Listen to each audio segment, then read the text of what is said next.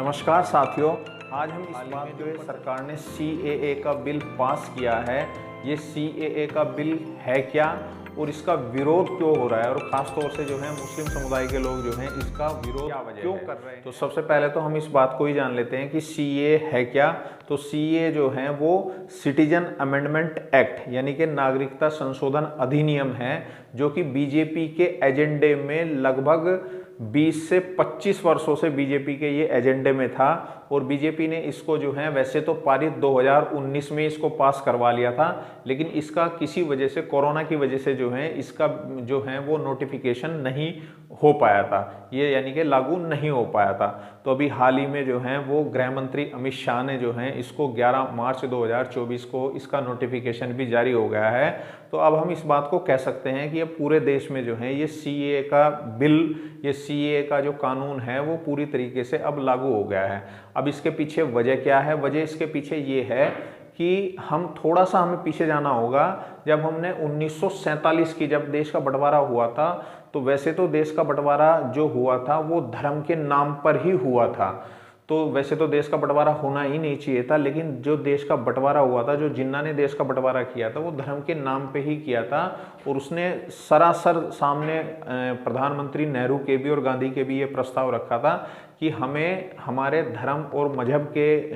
अनुसार जो है वो एक देश दिया जाना चाहिए। तो ये तो हुई बहुत पुरानी बात। अब पुरानी बात को हम इसलिए थोड़ा सा दोहराने की कोशिश कर रहे हैं कि जब देश का 1947 में बंटवारा हुआ था, तो पाकिस्तान में जो है वो लगभग जो है 20 से 25% जो है वहाँ पर हिंदुओं की आबादी हुआ करती थी, जो कि आज 2024 में जो है वो लगभग 2 से 3% वहाँ पर हिंदुओं की आबादी बच गई है। उसके बाद जब पाकिस्तान का दोबारा से 1971 में इंदिरा गांधी के समय में बंटवारा हुआ, जो कि ईस्ट पाकिस्तान हुआ करता था, जो कि आज के समय में बांग्लादेश है, उस बांग्लादेश में जो है लगभग 30 से 35% जो है उस समय हिंदुओं की 1971 में आबादी हुआ करती थी, जो कि आज के डेट में सिर्फ मात्र 10 से 11% वहां पर हिंदुओं की आबादी रह गई है। तो इसीलिए वो कहां चले गए, चाहे वो पाकिस्तान की बात करें, चाहे हम बांग्लादेश की बात करें। अब तीसरा देश जो कि सरकार ने रखा है वो है अफगानिस्तान। अफगानिस्तान में भी लगभग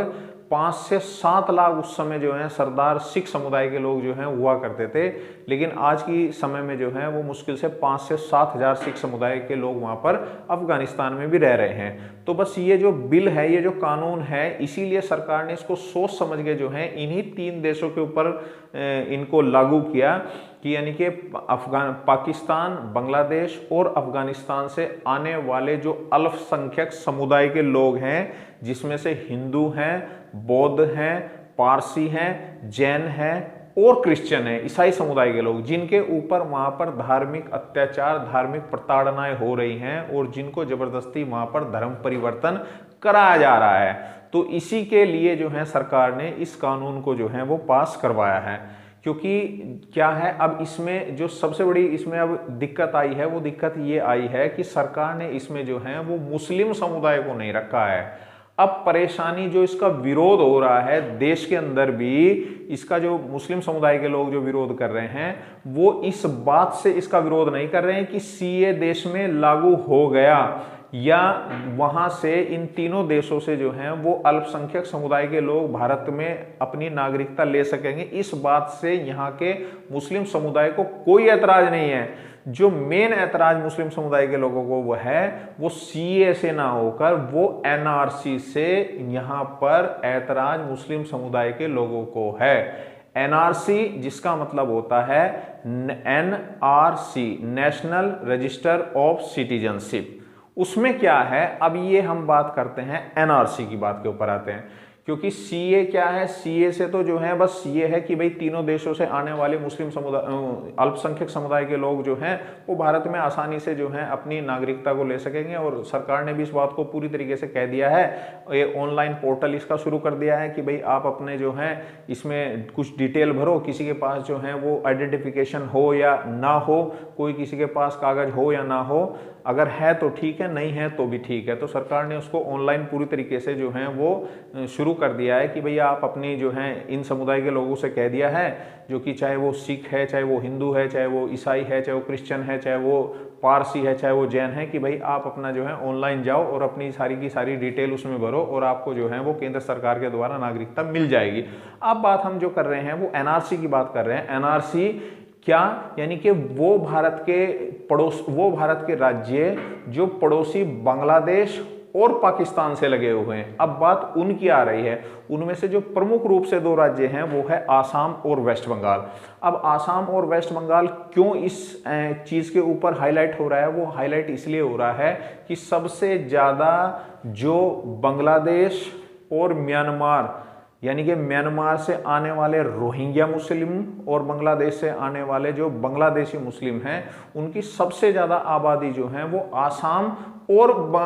वेस्ट बंगाल यानी कि पश्चिम बंगाल में आकर रह रही है। अब सरकार ने क्या कहा है? सरकार ने ये कहा है कि भाई 31 जनवरी 2014 से पहले जितने भी लोग यहाँ पर आए हुए हैं शरणार्थी के रूप में, वो अपनी जो है क्या नाम इसके सिटीजनशिप के लिए, नागरिकता के लिए वो अपना आवेदन कर सकते हैं। लेकिन हो क्या रहा है कि अभी जब 4 साल पहले जब सुप्रीम कोर्ट ने जो है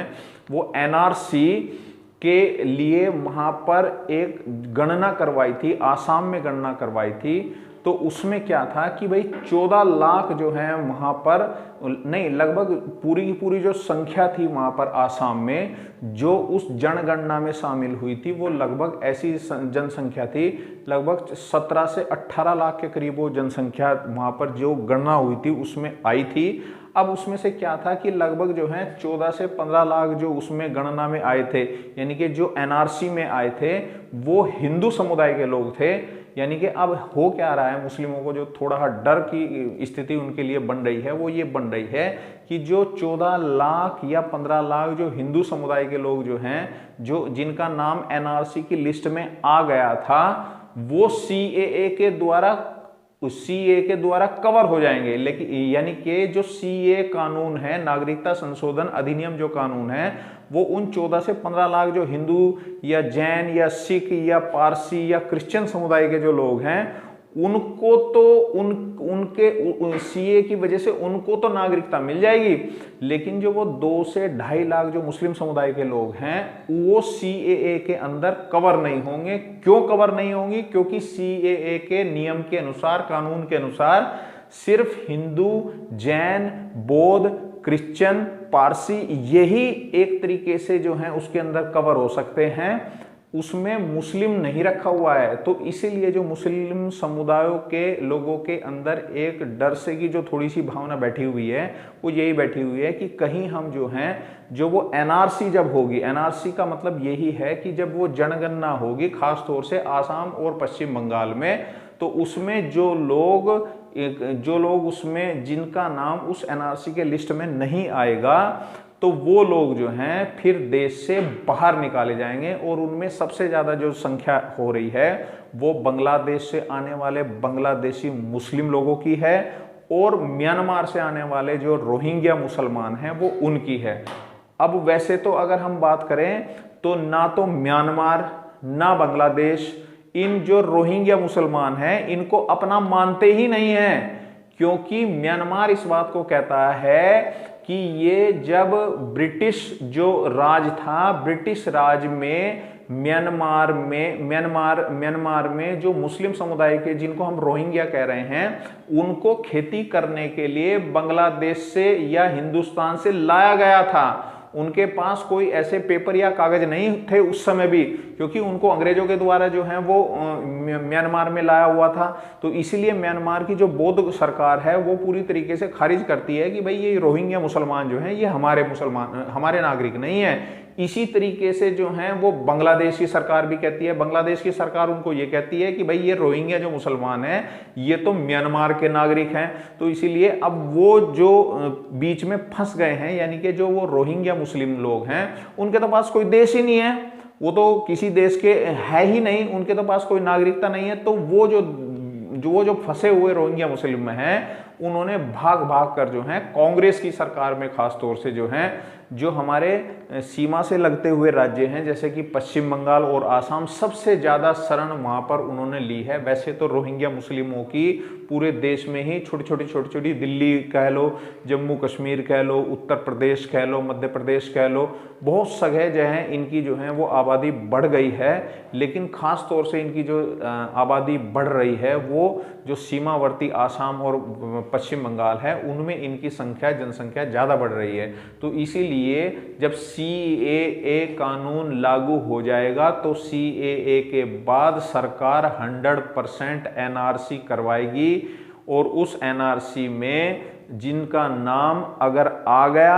वो तो ठीक है, वो तो भारत के नागरिक माने जाएंगे, वो चाहे हिंदू हैं, वो चाहे मुस्लिम हैं। लेकिन अगर उसमें जिस NRC की लिस्ट में जिसका नाम अगर नहीं आया, वो किसी भी कीमत पर भारत के नागरिक नहीं माने जाएंगे, उनको देश से जो है सरकार फिर निकालेगी। तो यही जो है इसका एक डर कुछ लोगों में बैठा हुआ है। तो यही एक CAA है और यही एक NRC है जिसका जो है पूरे देश में इस समय जो है चर्चा का विषय भी बना हुआ है, और कुछ इस समाज के लोग जो हैं वो इसका पूरी तरीके से विरोध भी कर रहे हैं। तो इसीलिए जो है आपको ये चर्चा और ये वीडियो पसंद आई होगी, तो आपसे जो है वो रिक्वेस्ट है कि भाई चैनल को आप सब्सक्राइब करें, लाइक करें और शेयर करें। धन्यवाद।